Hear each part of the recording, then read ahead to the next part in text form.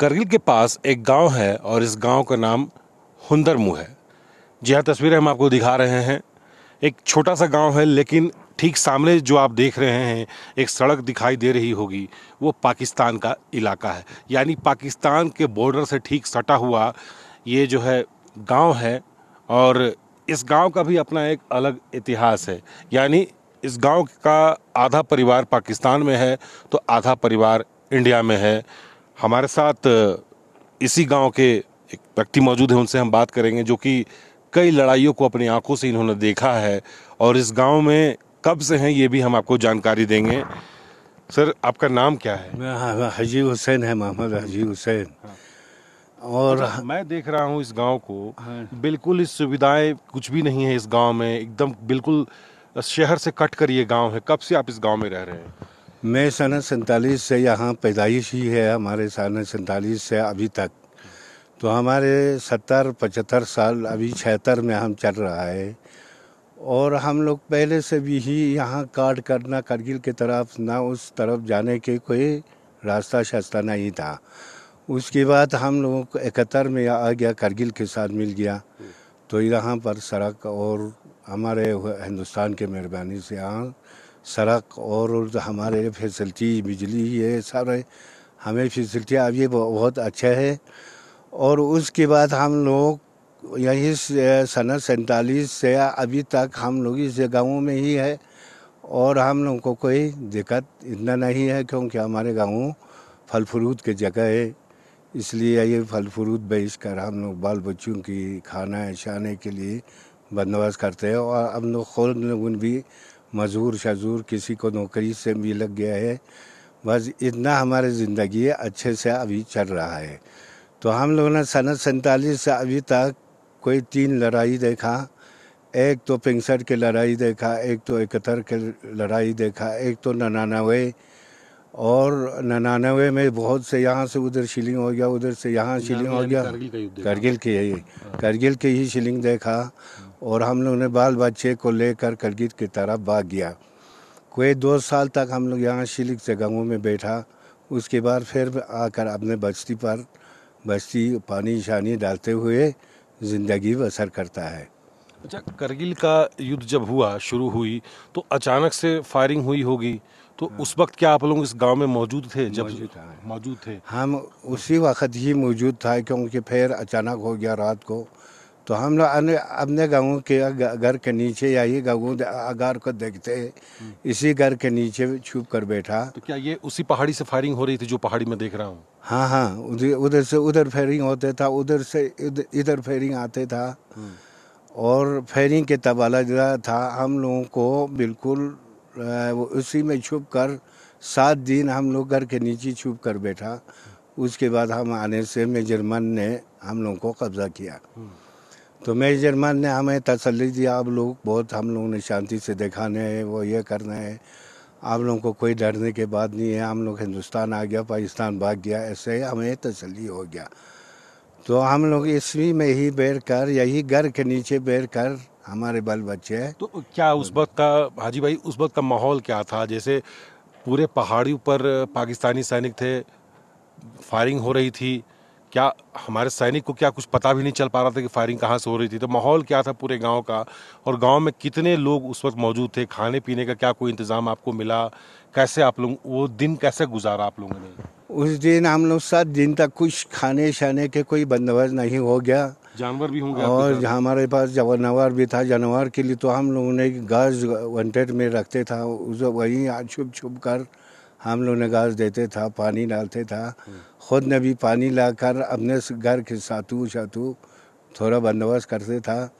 और उस वक़्त तो गवर्नमेंट ने तो इतना, गवर्नमेंट के कोई फैसिलिटी नहीं था। और हिंदुस्तान आकर हमें फिर उसके बाद हमें राशन दिया और उसके बाद और हमारे इंतज़ाम किया। अच्छा, युद्ध के समय आप लोग पाकिस्तान के इलाका में थे, पाकिस्तान के लेकिन करगिल युद्ध के बाद आप लोग हिंदुस्तान के इलाके में आ गए, तो बाकी परिवार तो उस तरफ चले गए होंगे आपके? हाँ, हमारे कुछ रिश्तेदार उधर रहा, वहाँ ब्रोल में इधर देखते उधर आपको पार। उसमें कोई हमारे रिश्तेदार, हमारे बहन शहन उधर रहा, कोई शादी करके उधर ले जाकर था। किसी किसी के तो भाई भी उस तरफ गया। तो हम लोग इस तरफ रहा। तो परिवार से मिलने का मन नहीं करता है? मैं मिलने के मन तो करते हैं, कहाँ से जाऊँ, सिर्फ यहाँ से जाना पड़ते दिल्ली, दिल्ली से फिर अटरी से जाना पड़ते पासपोर्ट पर। यहाँ से तो बॉर्डर हो गया पाकिस्तान और हिंदुस्तान के फौज छोड़ता नहीं है, यहाँ से जाने के कोई रास्ता नहीं है। परिवार से भी आप मिल नहीं पाते हैं? नहीं मिलते, बिल्कुल बहन से भी नहीं मिल पाते? नहीं मिलते। अच्छा। हाँ। उस वक्त जो है मौसम कैसा रहा था? क्या सब तरफ बर्फ की चादरें थी? कैसा था, क्या हुआ? उस वक्त तो बर्फ़ तो बहुत आते था कि 3-3, 4-4 हाथ या पहाड़ों में बर्फ़ आते था। अभी तो 12-13 साल हो गया कि बर्फ़ नहीं गिर कर, इसलिए सूखा जैसा नज़र आते हैं। यहाँ पर बहुत से बर्फ़ पड़ते हैं और बाहर के टीम में बारिश के टाइम में वो निकलते निकलते हम लोग खेती बाड़ी करते हैं। वही माहौल तो बहुत अच्छे थे और खाना पीने के थोड़ा ये दिक्कत था क्योंकि रास्ता तंग था, रास्ता नहीं था, चलने के रास्ता नहीं था। और अभी तो रोड पहुंच गया, गाड़ी आ गया, तो फैसिलिटी आज अभी अच्छी। उस वक्त भी क्या फल वगैरह उस जमाने में भी आप बेचा करते थे? उस वक्त ये फल को इतना कीमत नहीं था कि किलो को 2 रुपया 3 रुपये को बेचते थे। अब तो इसके रेट भी बढ़ गया है और अभी तो अच्छे रेट भी मिल रहा है।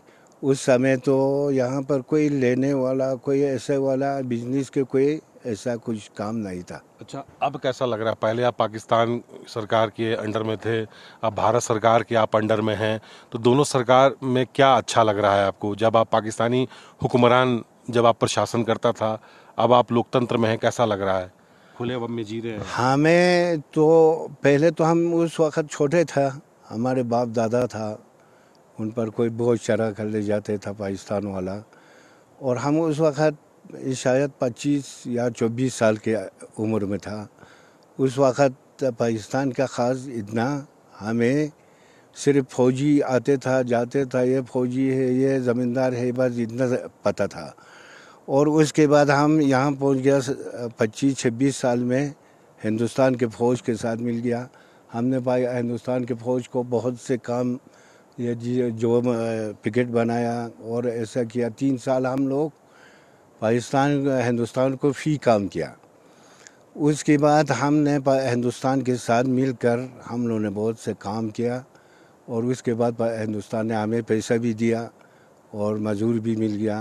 उसके बाद राशन भी आ गया। हम यहाँ आकर बहुत हमारी ज़िंदगी बहुत अच्छा हो गया। सुन लो सही।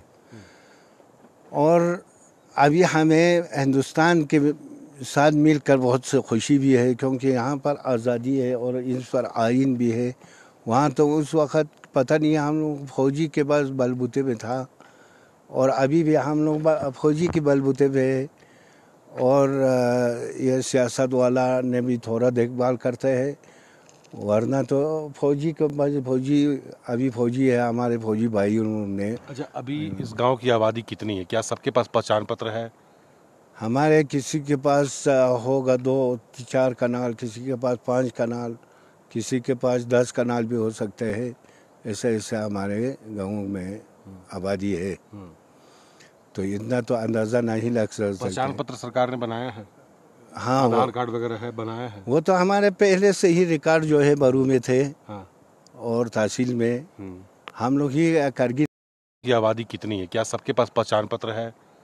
हमारे किसी के पास होगा 2-4 कनाल, किसी के पास 5 कनाल, किसी के पास 10 कनाल भी हो सकते हैं।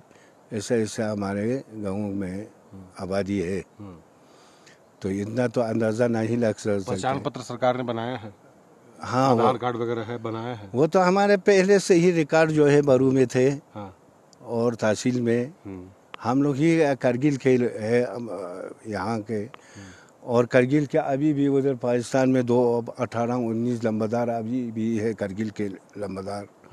हम लोग तो इधर के मौजा शीलिक से मौजा बिलारगू ऐसे करके हमारे गाँव मौजा शीलिक में आते। यहाँ पर एक मोहल्ला है, ऐसे ऐसे है वो। यानी इस युद्ध में परिवार का ही बंटवारा हो गया। सीमा का तो बंटवारा हुआ और आपके परिवार का ही बंटवारा हो गया। बंटवारा तो इतना नहीं हो गया हमारे, क्योंकि यहाँ पर एक आदमी की नस्ल था, उसमें यही तकसीम करके करके हम लोग 7 नफर बन गया था, सब 7 गाँव। अभी तो 23 गाँव हो गया है। यहाँ पर ही जो अलग अलग होने से 20 घर हो गया है। तो हुनरमुर्ग ये गांव है और सबसे आखिरी गांव है करगिल का। और हाजी भाई पूरी जानकारी दे रहे थे कि तब के युद्ध में क्या हुआ था और अभी सरकार की तरफ से क्या इन्हें सुविधा मुहैया कराया जा रहा है, और सरकार भी प्रयासरत है कि इस गांव को ज़्यादा से ज़्यादा सुविधा मिल पाए। कैमरा पर्सन नितिन के साथ पवन मिश्रा, न्यूज़ 24 कारगिल।